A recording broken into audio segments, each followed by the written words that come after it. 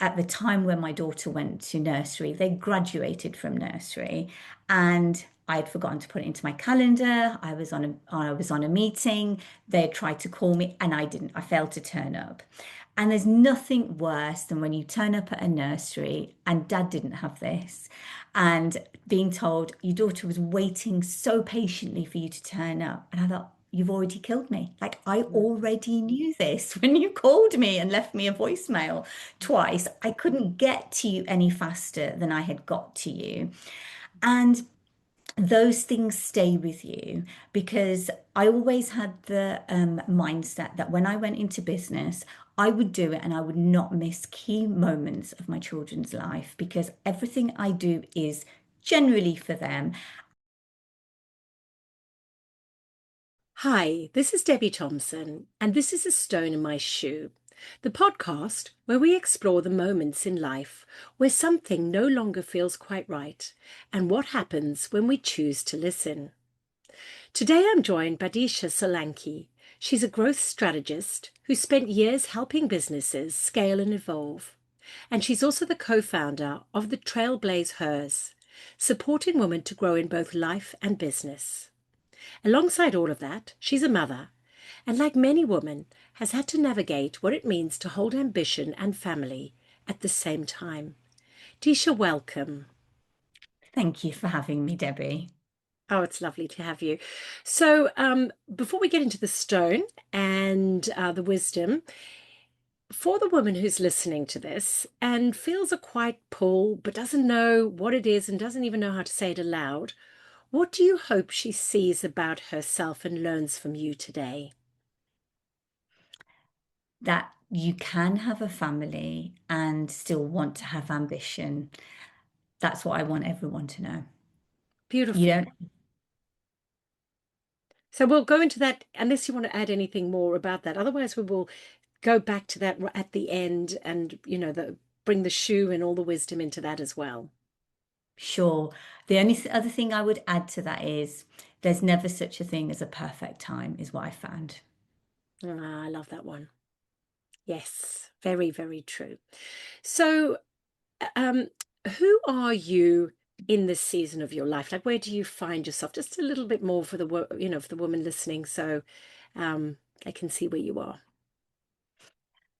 I am the mum of two teenagers right now, and I would say having two teenagers and being what I would maybe class as postmenopausal now is challenging at best, especially when they are both having external exams. And this may feel like the longest summer and season of my life. That's where I am at the moment.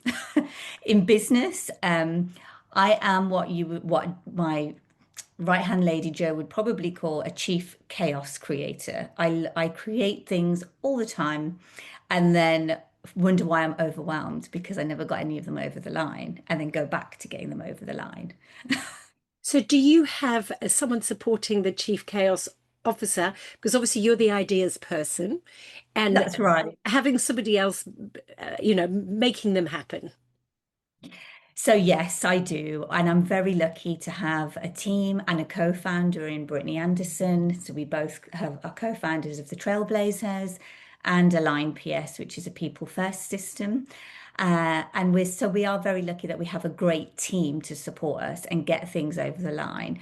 Obviously, we also harness AI and keep each other accountable, which always helps. And I think that's a really important thing, in business, is having those people to support us in different areas because we've all got different skills and we've all got different things we're really, really good at. And when we spend our time in the space of being really good at it, that's when we flourish. Mhm. I'm talking for myself is Yeah. when I'm doing stuff that I really love and creative, and I'm the same. I'm a bit of a chaos creator as well. Um, it's where the magic is, isn't it? And it's okay not to be good at everything. Oh, absolutely. And I think as you get older, the more you begin to learn about yourself and your strengths, and I always try and make sure that I'm working with people who are probably just not like me. It's best that everybody isn't like me because there'd just be chaos everywhere. So there has to be someone who's structured and organized. There has to be somebody else who actually pulls everyone back into now we have to pull Disha back into where we need her to be so we can all finish what she set out to do, which so everyone's working to something and they all feel aligned with what they're doing as well, right? Yeah, I think that's very important. So, going to, let's talk about the stone. How would you define that stone? I would say that first time when I became a mum, and I don't know if this is the same for many other mums, it really does feel like someone came and turned your whole life totally upside down. And it's almost like a whirlwind is the only way I can describe it. And I was working in corporate when I had my eldest, and I was on the road a lot. I was a project manager. My husband had just bought a business, and what I didn't want to do was give up a part of my ambition or any of my ambition in order to have to now stay at home and be a full-time mum because that wasn't aligned with me as a human. And I know for many women it is, and I am actually grateful for all those people, all those mums who it is for, because without them, I couldn't go off and do what I can do, right? I always stress that. Um, and what I wanted to know, and it was a question I asked myself and thought I'm going to just go full in, is can I have a ambition and still have a family? I didn't know the answer to that. That's the truth of it. What I did know is that I had to work within the set of realities I had, and how do I go about doing that? There's a lot of judgment when you go into business, especially when you're young and a young mum, well, not young mum, but a mum of young children. I started my first business when my son was 5, 6 months old. I bought a franchise, and it was a steep learning curve, is what I would say. And at the beginning, I think in startup world as well, there's lots of support in one way, but there's not if you're a mum with very young children.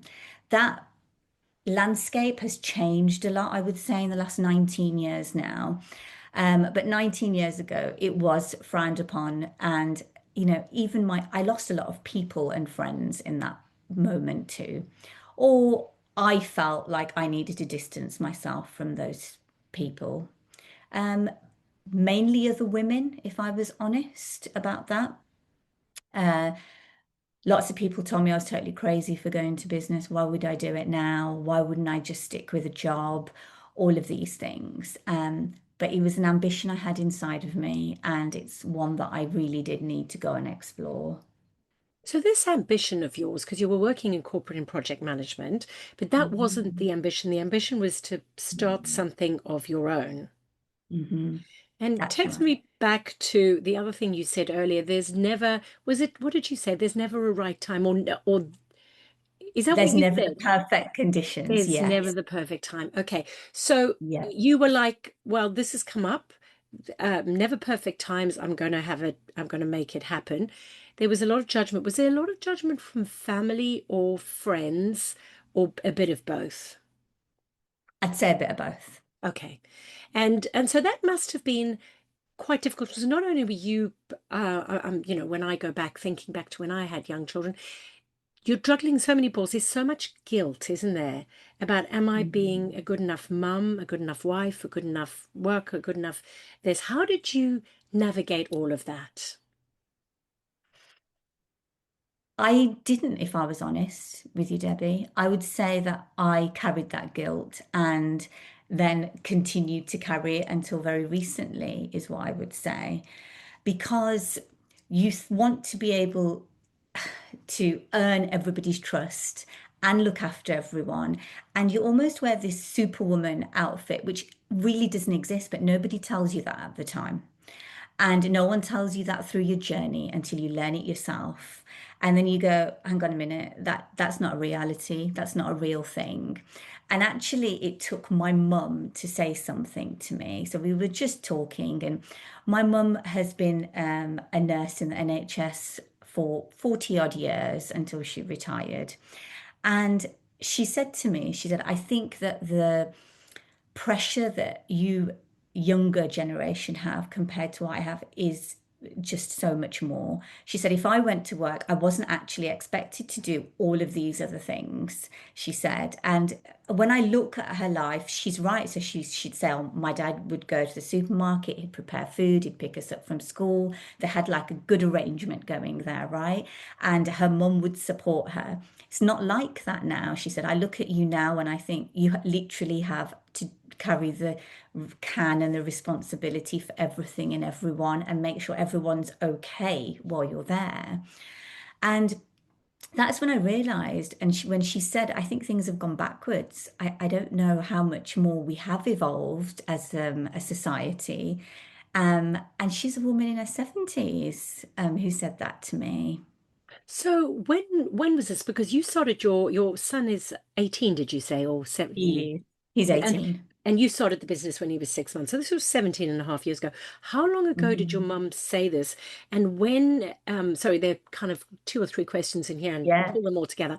So first of all, how long ago did she say that? And it kind of, really, you really felt that. And then when you said there's no such thing as a superwoman outfit, can you just tell me a bit more about how you discovered that and kind of how did it impact your life? hmm Um, my mum told me that very recently in the last few years. And I was like, you could have told me that like, 18 years ago, mum.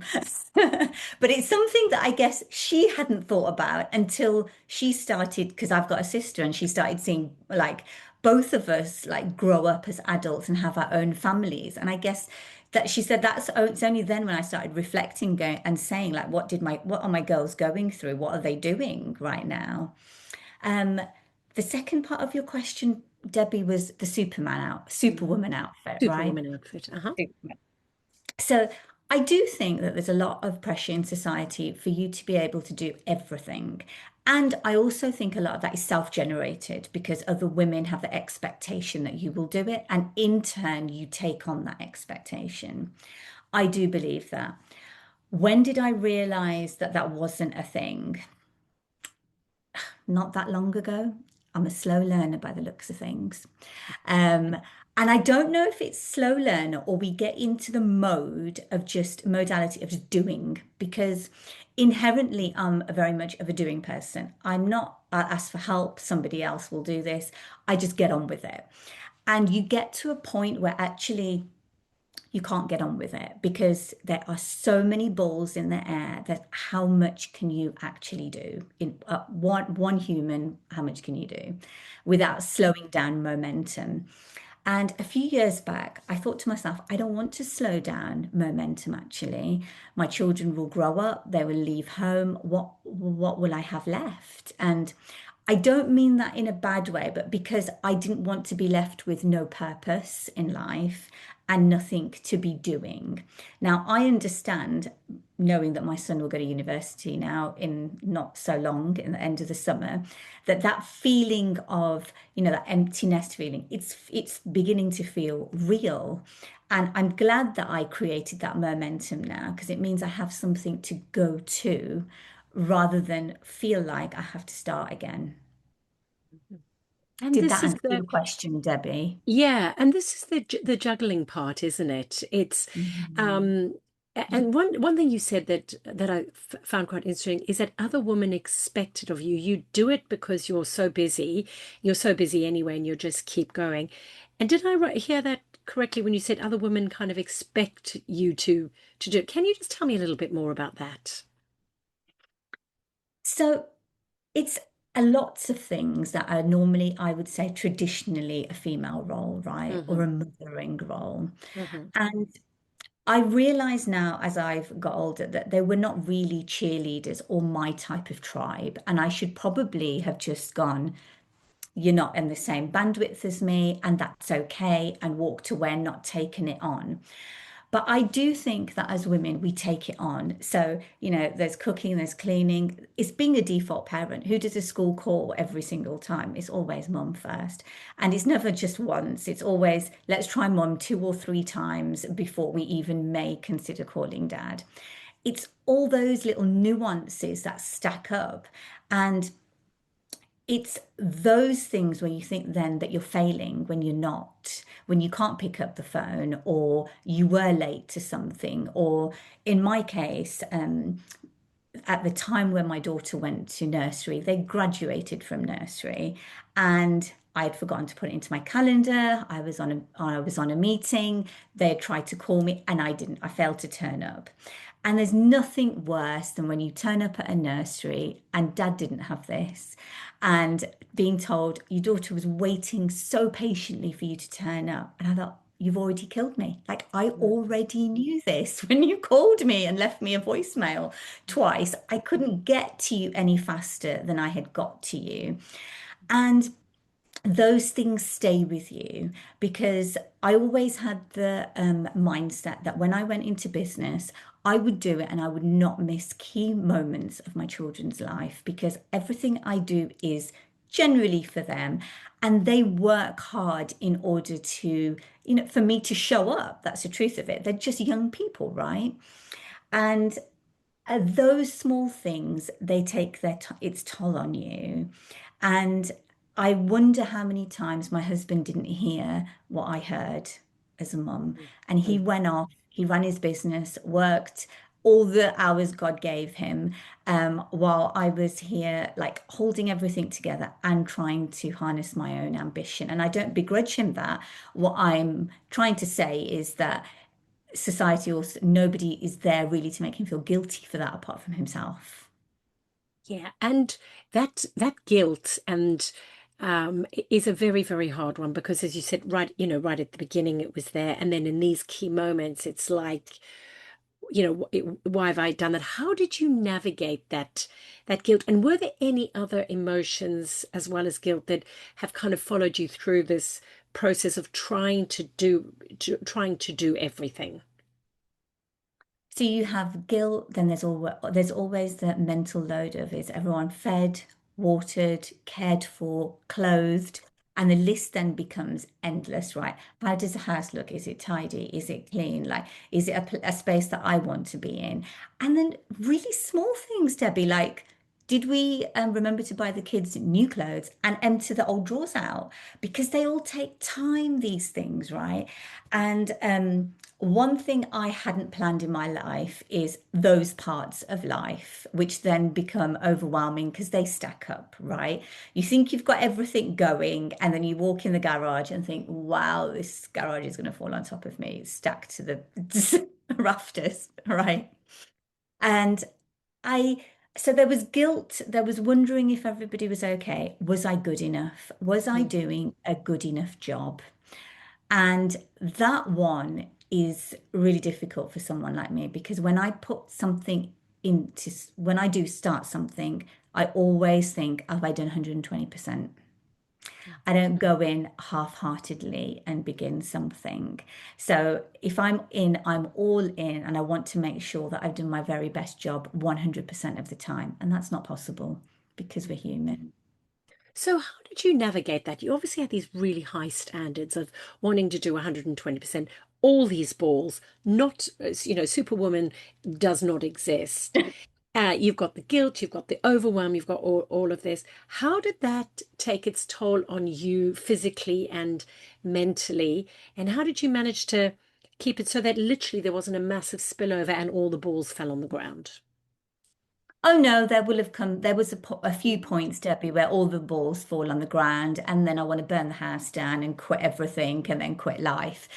But I've been through many of those cycles now to know that it's a temporary one. I just have to get my shit together again, and I will find the solutions because one thing I'm really good at is finding solutions. And I would probably say most of us women are really good at finding those solutions. And I also know that you have to pick your battles. Which three or one or two of these, whatever's in your bandwidth right now, can you give, your high standards to and your 100% to, and the rest has to stay until, or be left behind for a little while until you catch up to that moment where you can address it, is what I would say. Um, and sometimes they're the same two priorities or three priorities for a long time, and it's all right.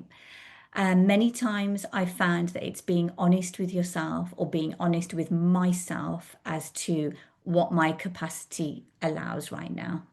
And Mm. that's usually the most difficult part. I am the kind of person who has a running list of 100 things on my to-do list. And I really, really do genuinely believe, right down to the soles of my feet, that I'll complete them all in the next 24 to 48 hours. Of course I'm, of course I'm I not. I have that relationship with time as well. Don't you worry, I hear you loud and clear. Loud and clear. Um, so that is quite a realization to somebody who's got very, very high standards, who wants to get all this done.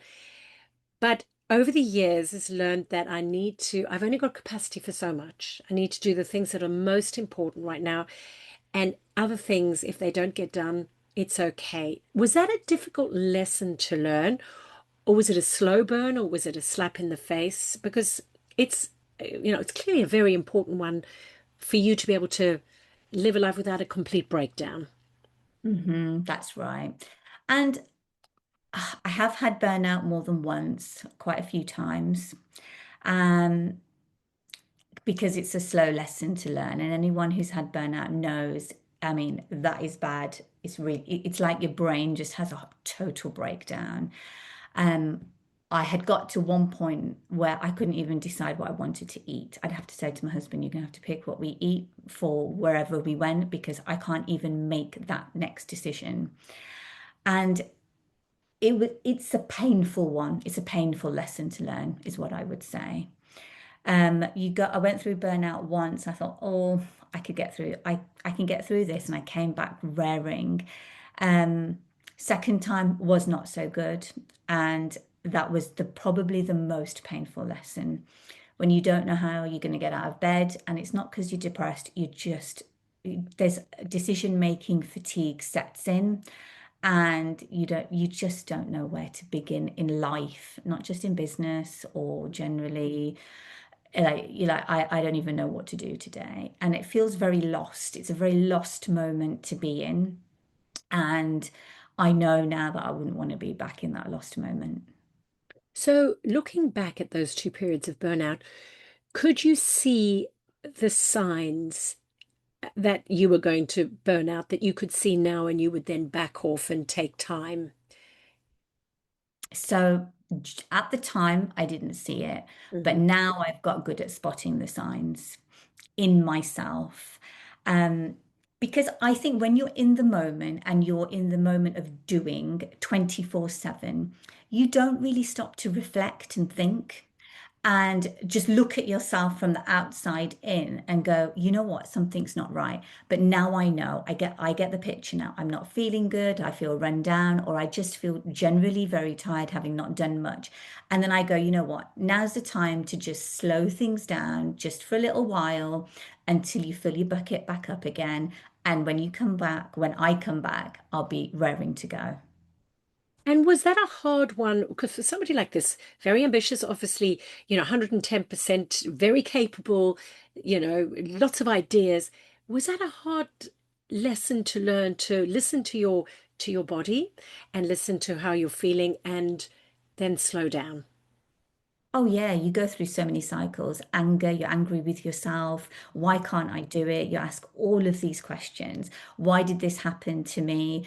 Could I have taken better care of myself? All of these things. The reality is, it's just none of those things. It was just thinking that you can do much more than you actually can in any given day.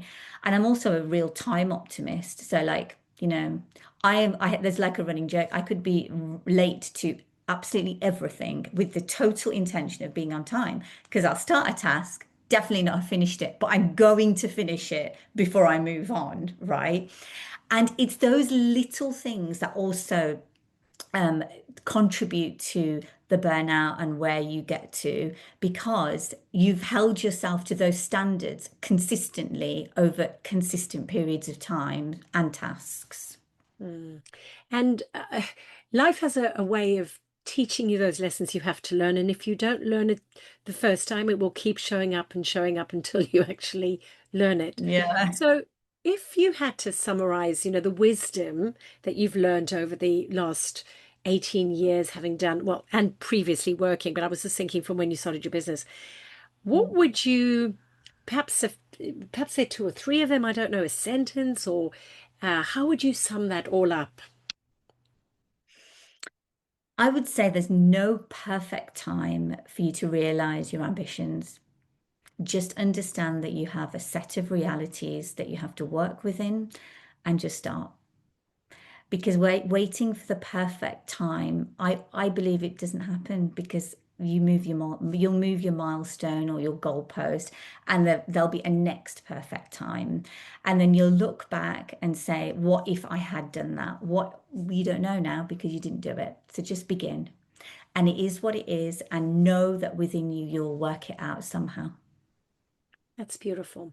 And that's, it reminds me of the proverb, just take one step.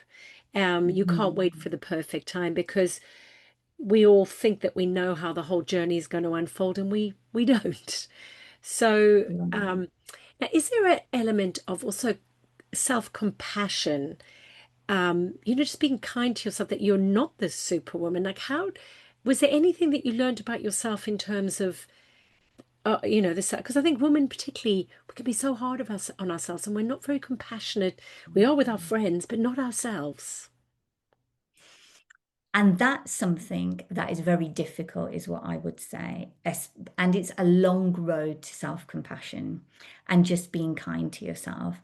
And I think that I started being kinder to myself, is what I would say, because it's also a journey. You don't overnight go, you know what, I'm going to just treat myself like I treat my best mate. It doesn't work like that, right? You might do that for like, I don't know, 3 minutes while you're brushing your teeth or something, but probably not for much longer. And sometimes it's the little things of being kinder to yourself, like the dinner wasn't perfect today. It's okay.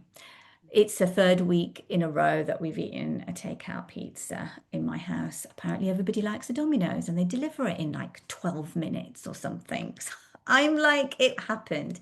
It's okay. I would just say, and I said this to myself many times, it's okay, let it go.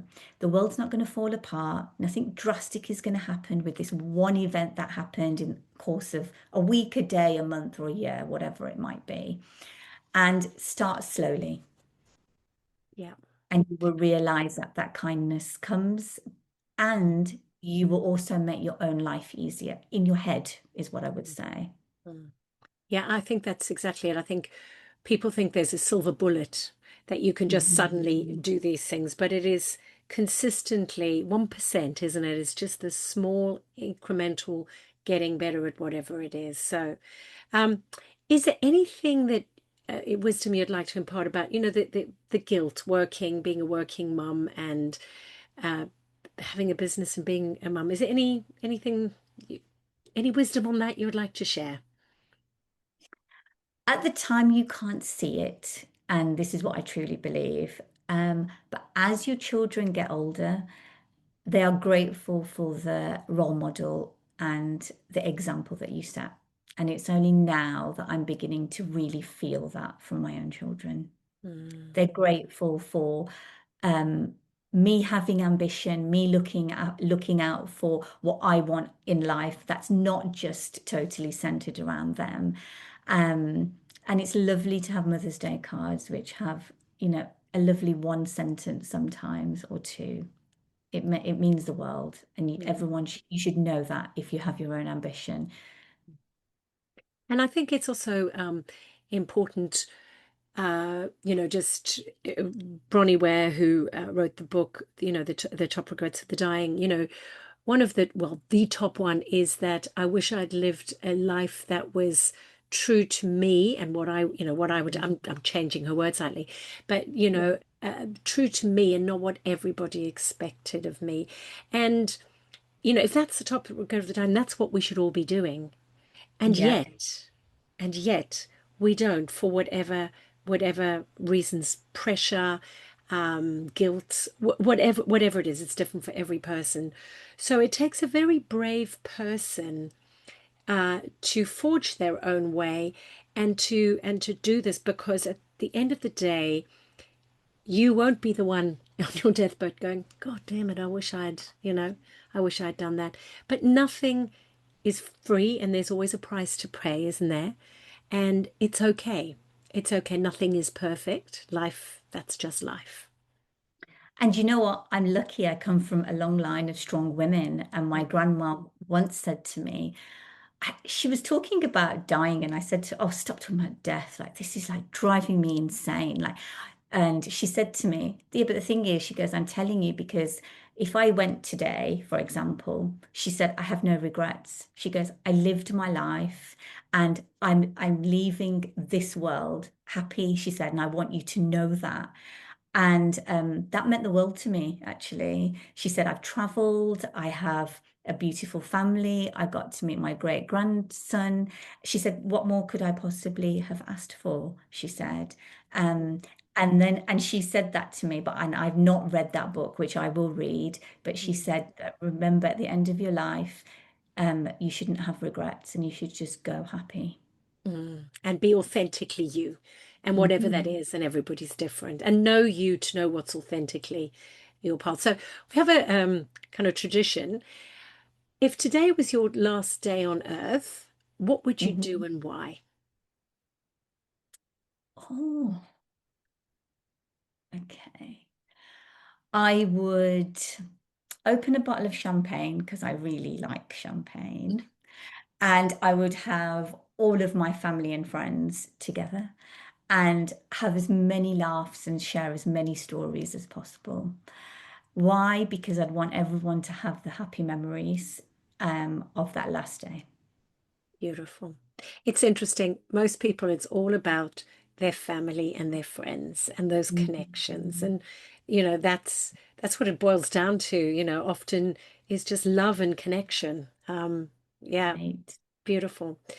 So, thank you so much for your time today. Really appreciate it, Disha, and all the insights that you shared with us, and how honest you were about trying to juggle both sides, and that it's brilliant, but it's also not pretty, and it's wonderful and difficult, and uplifting and full of guilt, and there's so many things. So thank you for being so honest. I really appreciate that. And it's been a pleasure speaking with you, Debbie. Thank you. So for the person listening, as you finish listening today, just notice what stayed with you. Maybe it was just a question, maybe it was something Disha said. Can I have both? And maybe whatever comes up for you, just don't ignore that. Thank you. Right now, I've got to stop recording. Hang on, stop recording. Yeah.